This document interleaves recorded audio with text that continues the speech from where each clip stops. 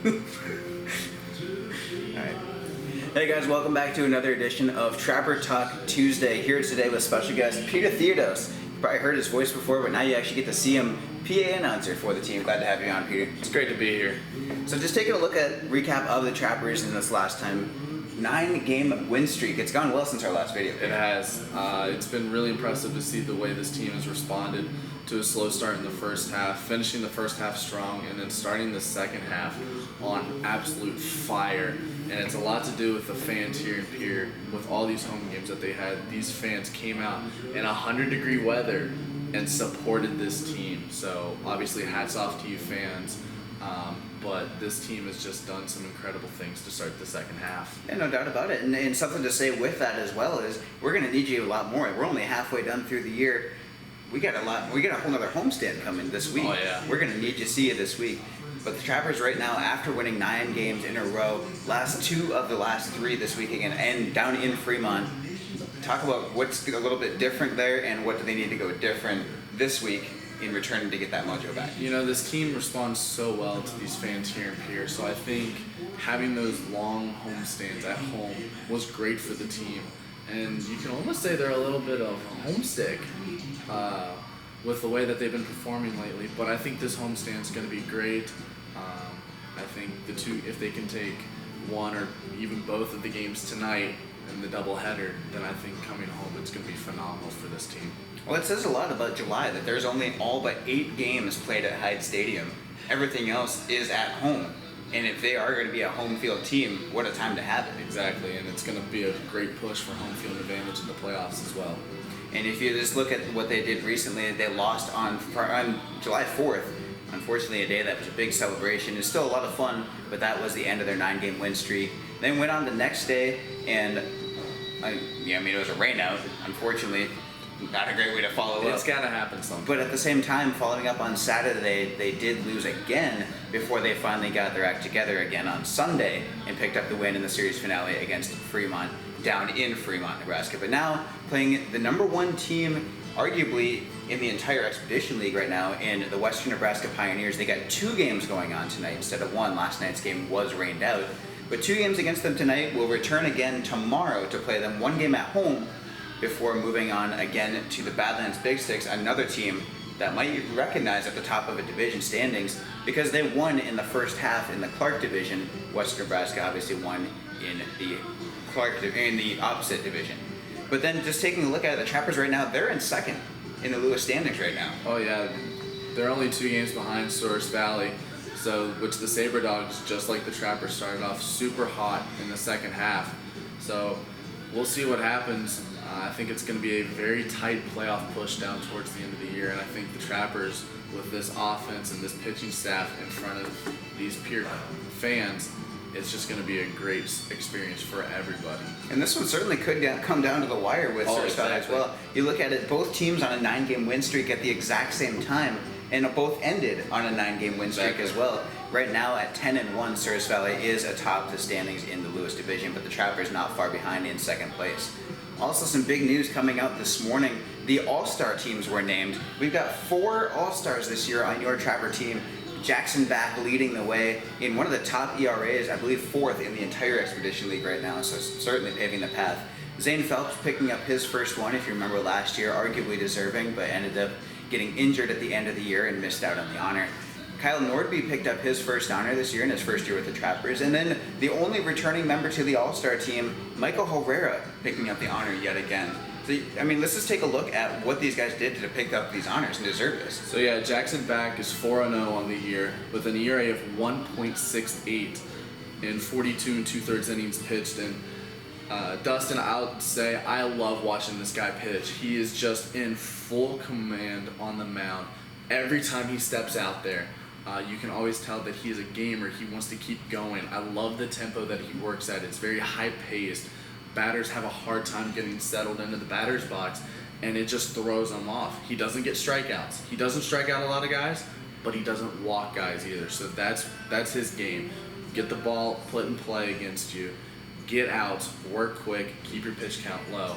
And that's what he's been doing all summer long. And he is probably arguably the most deserving on this Trappers team to make the All-Star team with just the way that he's been performing. Oh, there's no doubt about it. He's almost become a little bit of a Mr. Automatic, knock on wood to try and not jinx that. But it seems like every time he goes out there, it's just done and done. Exactly. Not have to worry about it. His lowest outing this year is 6 innings pitched.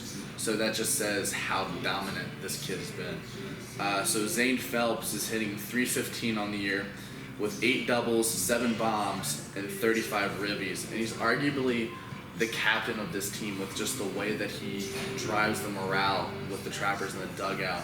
And when he's hot, this team is hot. When he's going, this team is going. So look for him to have the second half where he's just tearing it up in front of everybody.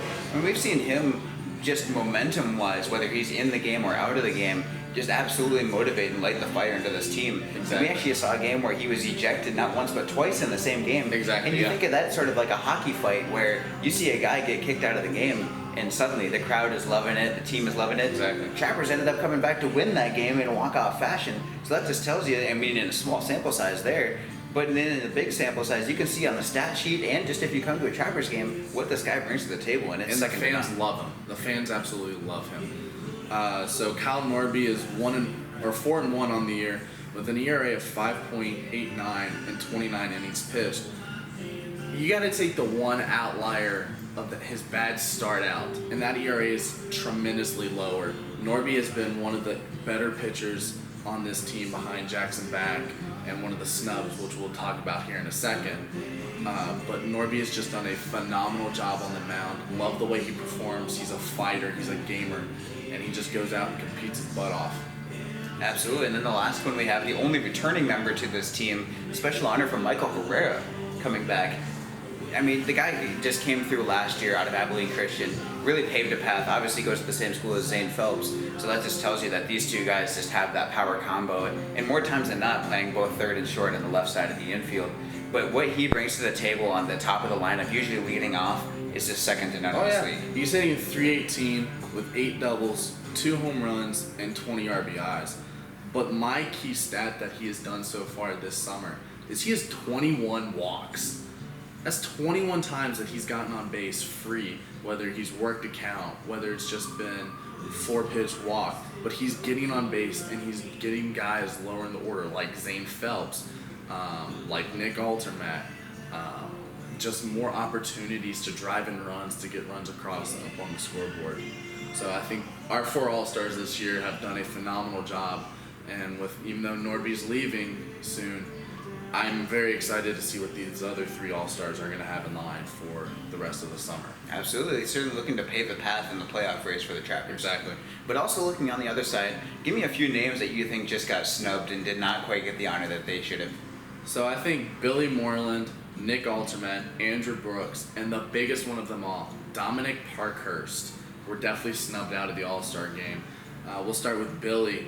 He's batting .303 with 11 doubles, 2 triples, and a bomb, and has batted in 25 runs, as well as he's 1-0 on the year in 6 innings pitched, with 2 saves and an ERA of 3. So he's just done it all for the Trappers this year. He's played every position but catcher, and I think shortstop. Yep. So he's played everywhere on the field for this team. Kind of that super utility, like, hey, let's take a guess on where he's going to play today, because you really don't know, but you know he's going to be in the lineup by just the way he competes and the way he battles in there. Nick Altermat, he's hitting .317 on the year with 5 doubles, 5 bombs, and 15 runs batted in, as well as a very impressive 1 inning pitched where he struck out 2. And not only that, but also topped 91 miles an hour Exactly. as well. So that was just a fun thing. But Nick has done a phenomenal job. Usually in the 3 hole this year, 3 to 5. Yeah, 3 to 5, somewhere in that range. But he's just done a phenomenal job of just getting guys driven in and just working counts and making sure he's having a productive at bat. And unfortunately for the Trappers, he is at home now. He is not going to be returning to the team this year. But like I said, it would have been nice to see his efforts honored for what he did in the first half, Exactly. no doubt. Andrew Brooks, even though he hasn't been on the team in a while, he still threw 17 1/3 innings this year with an ERA of 3 and had 14 strikeouts. And he's another guy like Jackson Back, just a big-time gamer that just came out to play every time he was handed the ball from Tanner Neal. And he was more or less the go-to guy when it came to the bullpen as well. He was Mr. Reliable, if you will. Whether it was a one-run game or a tie game where the Trappers were trying to make a comeback, he was the guy that would come in and you would rely on just a solid 0 to be up on the scoreboard. And more times than not, he had that goose egg there every single time. And another big thing about him is he was able to go multiple innings at a time as well. Yeah. He wasn't just a one-and-done guy like you see with some of these closers or just a setup guy.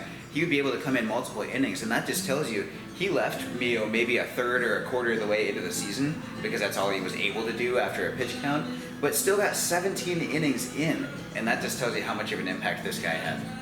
And now to our biggest snub of the All-Star voting, Dominic Parkhurst. He's 2-2 on the season with an ERA of 3.85 and 30 1/3 innings pitched. Now, he's not a guy that's going to go out there. He's not going to strike out 12 batters a game. He's not going to go out there and light up the radar gun. Just goes out there, competes, gets the work done day in and day out, and has done a phenomenal job, and is arguably the number 2 behind Jackson Back in the starting rotation for just the way he's been pitching. And I compare him to fellow teammate Joey Cardamon quite a bit as well. Yeah. I mean, both of those guys go out and just get business done. They're not there to get 12 strikeouts a game, like you said. Yep. They'll end up with maybe 2 strikeouts, but when you look at the ratio, they either have 1 or 0 strikeout or 0 walks to go with Exactly, strikeouts. yeah. They don't so they walk go out. out, they get business done. Joey Cardamon's thrown 3 straight complete games in a row. Exactly. And that just tells you that even he could have been snubbed a little bit from this area as well. If he had had some more innings pitched and more opportunities to pitch early in the year, because he did come in late, I would arguably say yes, that he should have been an all-star. But because of the few amount of innings that he's thrown this year and the few amount of starts, he still could be a all first team, second team if he keeps competing the way that he is at the end of the summer.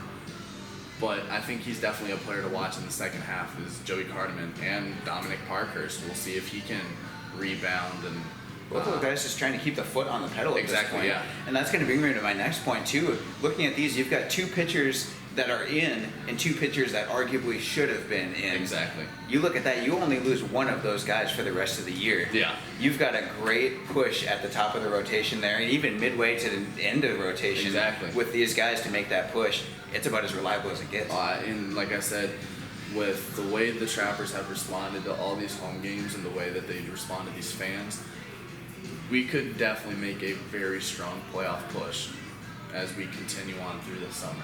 There's no doubt about that. So make sure you stop out to Hyde Stadium and hopefully cheer them on. I mean, as we said, this is a team that really plays at home quite a bit in July. All but 8 games in the entire month of July. So a lot coming at Hyde Stadium. Looking ahead, 2 games here, as I said earlier, 2 games down in western Nebraska, that is in Gering, Nebraska.